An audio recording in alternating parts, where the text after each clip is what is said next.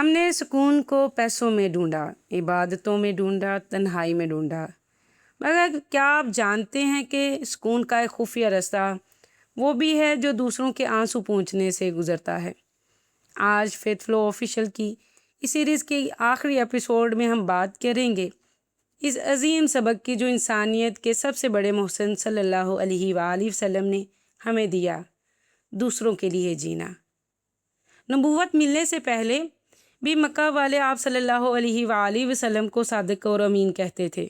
کیوں؟ کیونکہ آپ صلی اللہ علیہ وآلہ وسلم بیواؤں کی مدد کرتے، یتیموں کے سر پر ہاتھ رکھتے اور مظلوموں کا ساتھ دیتے۔ پہلی وحی کے وقت حضرت خدیجہ رضی اللہ عنہا نے آپ صلی اللہ علیہ وآلہ وسلم کو انہی الفاظ میں تسلی دی تھی کہ اللہ آپ کو کبھی تنہا نہیں چھوڑے گا، کیونکہ آپ صلہ رحمی کرتے ہیں اور غریبوں کا بوجھ اٹھاتے ہیں۔ نفسیات کہتی ہے جب آپ کسی کی مدد کرتے ہیں تو آپ کا اپنا دماغ خوشی کے وہ سگنلز دیتا ہے جو کبھی دنیا کی کوئی مہنگی دوا نہیں دے سکتی۔ اسلام نے اسے عبادت بنا دیا۔ آپ صلی اللہ علیہ وآلہ وسلم نے فرمایا، تم میں سے بہترین انسان وہ ہے جو دوسروں کو فائدہ پہنچائے۔ جب ہم کسی کا درد بانٹتے ہیں تو اللہ ہمارا درد بانٹ لیتا ہے۔ خدمت کے لیے لاکھوں روپے ہونا ضروری نہیں، بس ایک تڑپتا ہوا دل چاہیے۔ کسی ضرورت مند کو مسکرا کر دیکھنا یا راستے سے پتھر ہٹا دینا بھی خدمت ہے۔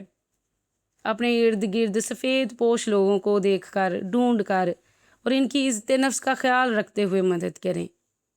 کبھی کسی اداس شخص کے پاس بیٹھ کر صرف اس کی بات سن لیں، یہ بھی صدقہ ہے۔ دوستو، ہم نے یہ سیریز کمپلیٹ کر لی جس میں ہم نے سیکھا ہے مسکراہٹ، معافی، توکل، سادگی اور خدمت ہی وہ راستے ہیں جو صبح امید کی طرف لے جاتے ہیں۔ فیتھ فلو آفیشیل کا مقصد ہی یہی ہے کہ ہم اپنے ایمان کے ذریعے اپنی زندگیوں میں سکون لائیں۔